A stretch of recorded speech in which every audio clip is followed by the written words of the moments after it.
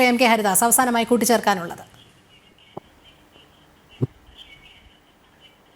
Virology ലാബിൻ്റെ കാര്യം അവിടെ നിൽക്കട്ടെ.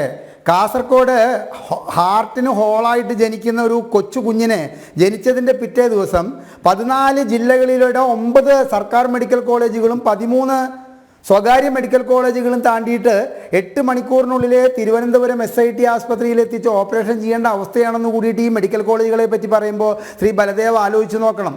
കാസർഗോഡ് പോയിട്ട് കണ്ണൂർ പോയിട്ട് ഇങ്ങോട്ട് എല്ലാ ജില്ലകളിലൂടെയും കടന്നു പോകുന്ന ഒരു മെഡിക്കൽ കോളേജിൽ പോലും ഇത്തരത്തിൽ ക്രിട്ടിക്കലായി ജനിക്കുന്ന ഒരു കുഞ്ഞിനൊരു ഓപ്പറേഷൻ ചെയ്യാനുള്ള സൗകര്യം ഈ മെഡിക്കൽ കോളേജുകളിൽ ഒന്നുമില്ല. നിലവിലെ മെഡിക്കൽ കോളേജുകളുടെ അവസ്ഥ എന്താണ് ശ്രീ ബലദേവ്? മരുന്നില്ല, പഞ്ഞിയില്ല, ഇഞ്ചക്ഷൻ ചെയ്യാനുള്ള സിറിഞ്ചില്ല. അപ്പോൾ ഈ മെഡിക്കൽ കോളേജുകൾ തുടങ്ങുന്നതിനേക്കാൾ ഭംഗി ഇത്തരത്തിലുള്ള മെഡിക്കൽ കോളേജുകൾ തുടങ്ങാതിരിക്കുകയാണ്. ശ്രീ ബലദേവ്, ഇവിടെ ഈ പ്രശ്നത്തിൽ നമ്മൾ ഇത്രയും മനസ്സിലാക്കിക്കൊണ്ട് ഈ ഭൂമിയുടെ അവകാശികൾ സാർ ആദിവാസികളാണ്. നമ്മൾ അവരെ വനത്തിൻ്റെ ഉള്ളിലേക്കും വനാതിർത്തിയിലേക്കും തള്ളി മാറ്റിക്കൊണ്ട് നഗരവൽക്കരണം സാധ്യമാക്കിക്കൊണ്ട് നല്ല ഷർട്ടും മുണ്ടൊക്കെ ഇട്ടിട്ടിരുന്നിട്ട് നമ്മൾ അവരെക്കുറിച്ച് പരിതപിക്കുകയല്ല വേണ്ടത്. താങ്കൾ 1% ബുദ്ധിസ്റ്റുകളുടെ കാര്യം പറഞ്ഞു, ഞാൻ അതിനെ അംഗീകരിക്കുന്നു.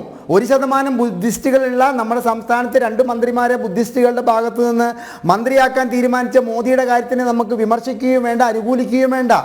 താങ്കൾ തന്നെ പറയുന്നു, ലക്ഷക്കണക്കിന് ആദിവാസികളും ഗോത്രവർഗ്ഗക്കാരുമുള്ളൊരു സംസ്ഥാനത്ത് ഇത്തരത്തിലൊരു അവസരം കിട്ടിയിട്ട് കേളു എന്ന് പറയുന്ന മനുഷ്യനെ മന്ത്രിയാക്കാൻ തീരുമാനിച്ചപ്പോൾ ആ വകുപ്പുകൾ എടുത്തുകൊണ്ട് ഒന്ന് പരിശോധിക്കാമായിരുന്നു. അതിനുള്ള കാരണം പറയുന്നത് ഇതാണ്: ഒരു മുൻപരിചയവുമില്ലാത്ത മരുമകനെ പിടിച്ചിട്ട് പ്രധാനപ്പെട്ട 2 വകുപ്പുകൾ കൊടുത്തൊരു മുഖ്യമന്ത്രിക്ക് കേളുവിനോടും ഈ ദയാദാക്ഷിണ്യം കാണിച്ചിരുന്നുവെങ്കിൽ കേരളം കൈയടിക്കുമായിരുന്നു എന്നാണ് ഞങ്ങളെപ്പോലുള്ളവർക്ക് പറയാനുള്ളത്.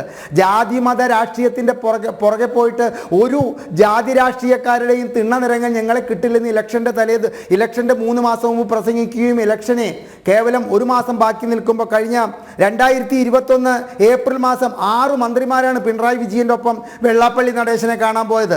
കാന്തപുരത്തിനെ കാണാൻ പോയത് 4 മന്ത്രിമാരാണ് പോയിരിക്കുന്നത്. അപ്പോൾ ഇതൊക്കെ പറച്ചിൽ മാത്രമേ ഉള്ളൂ, പ്രവൃത്തിയിലുള്ള. രോഹിണി, ഞാൻ അവസാനിപ്പിക്കുകയാണ് ഒരു കാര്യം പറഞ്ഞുകൊണ്ട്. ഇന്ന് ഉച്ചയ്ക്ക് മുഖ്യമന്ത്രിക്ക് റോഡ് മോശമായതിൻ്റെ പേരിൽ 14 കിലോമീറ്റർ ചുറ്റി സഞ്ചരിക്കേണ്ട ഒരു വിഷയത്തിൽ ഒരു ചർച്ചയിൽ എനിക്ക് കുറച്ചു നേരം പങ്കെടുക്കാൻ അവസരം കിട്ടിയപ്പോൾ പങ്കെടുത്ത CPM-ൻ്റെ നേതാവ് പറഞ്ഞത് എന്താണെന്നറിയോ? കേന്ദ്രത്തിൻ്റെ സാമ്പത്തിക നയങ്ങൾ എന്ന് പറഞ്ഞിട്ടാണ് അദ്ദേഹം പറഞ്ഞു തുടങ്ങിയത്. നമുക്ക് ഈ കാര്യത്തിൽ കേളുവിനെ വകുപ്പുകൾക്ക് നൽകി വിഭജിച്ചിട്ടുള്ള കാര്യത്തിൽ അത്തരത്തിൽ കേന്ദ്രത്തിൻ്റെ ഒരു സാമ്പത്തിക നയത്തിൻ്റെ പേരിലാണ് എന്ന് പറഞ്ഞുകൊണ്ട് ഈ ചർച്ചയിൽ ശ്രീ ബലദേവ് സംസാരിക്കാത്തതിന് അങ്ങേക്ക് ഞാൻ അങ്ങേയറ്റം നന്ദി പറയുന്നു. കാരണം എല്ലാ കാര്യത്തിലും ഇങ്ങനെയാണ് പറയുന്നത്. പിന്നെ അങ്ങ് ഒരു കാര്യം മനസ്സിലാക്കുക, 18 സ്റ്റേറ്റിൻ്റെ ഭരണമുള്ള ഒരു മോദി പറയുകയാണ് മോദിയുടെ കാലം, മോദിയുടെ ഗ്യാരണ്ടി, മോദിയുടെ കാലം എന്നൊക്കെ പറഞ്ഞു കഴിഞ്ഞാൽ അതിൽ അത്ഭുതപ്പെടാനില്ല. പാവയ്ക്ക വലിപ്പമുള്ളൊരു കേരളത്തിൻ്റെ മുഖ്യമന്ത്രിയായതിൻ്റെ പേരിൽ ധാർഷ്ട്യം കാണിക്കുന്നതായിട്ട് ജനങ്ങൾക്ക് പെരുമാറുന്ന ഒരു മുഖ്യമന്ത്രിയുള്ള സംസ്ഥാനത്ത് മോദി അങ്ങനെ വിളിച്ചു പറയുന്നതല്ലേ ഉള്ളൂ. പക്ഷെ അദ്ദേഹം ജനങ്ങളിലേക്ക് ഇറങ്ങിച്ചെല്ലുന്നു, ജനങ്ങളുടെ പ്രീതി പിടിച്ചു പറ്റുന്നു. പക്ഷേ ഈ മുഖ്യമന്ത്രിയോ, ഒരു മൈക്കിനോട് വരെ യുദ്ധം ചെയ്യുന്ന ഈ മുഖ്യമന്ത്രി ജനങ്ങൾക്ക് എന്ത് സന്ദേശമാണ് ശ്രീ ബലദേവ് നൽകുന്നത്? അപ്പോൾ നമ്മളെ സംബന്ധിച്ചിടത്തോളം ഇത്രയേ ഉള്ളൂ. ആദിവാസി എന്ന് പറഞ്ഞാൽ ഈ ഭൂമിയുടെ അവകാശികൾക്ക് കൊടുക്കേണ്ട ഒരു അവകാശവും നമ്മൾ കൊടുക്കാതെ അവരുടെ എല്ലാ അവകാശവും കവർന്നെടുത്തുകൊണ്ട് നമ്മൾ സുഖലോലുപരായി വാഴുമ്പോൾ അവർക്ക് നൽകാവുന്ന ഏറ്റവും വലിയ ഒരു അവാർഡായിരുന്നു ഈ മനുഷ്യനെ, ഈ സ്ഥാനം ഒഴിഞ്ഞു പോകുന്ന മന്ത്രിയുടെ വകുപ്പുകളെ ഏൽപ്പിച്ചുകൊണ്ട് മാതൃകയാകുക എന്നത്.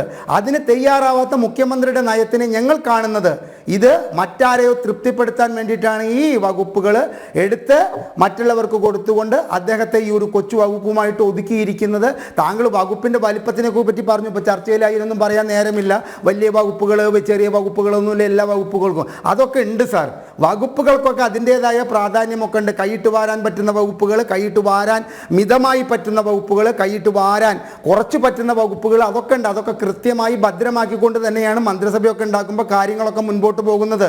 അതൊന്നും അല്ല എന്നൊന്നും പറഞ്ഞ് ഞങ്ങളെ തെറ്റിദ്ധരിപ്പിക്കാൻ ശ്രമിക്കല്ലേ. ഞങ്ങളെ എന്ന് പറയുന്നത് ജനങ്ങളെ. അപ്പം ഇത്രയേ ഉള്ളൂ ശ്രീ ബലദേവ്. അദ്ദേഹത്തിന് നമ്മൾ പറയില്ല, ഈ മനുഷ്യനെ സംബന്ധിച്ചിടത്തോളം വയനാട്ടിലെ അദ്ദേഹത്തിന് ക്ലീൻ ഇമേജാണ്.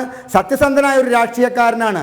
ആ രാഷ്ട്രീയക്കാരനെ മുൻമന്ത്രിയുടെ എല്ലാ വകുപ്പുകളും ഏൽപ്പിച്ചു കൊടുത്തുകൊണ്ട് മാതൃകയാകേണ്ടതിന് പകരം ഇത് ഇത്തരത്തിലൊരു ചർച്ചയിലേക്ക് വലിച്ചഴച്ചത് അങ്ങേയറ്റം അപലപനീയമായി പോയി. അതെ, തീർച്ചയായും ചർച്ചയുടെ സമയം ഇവിടെ പൂർണ്ണമാവുകയാണ്.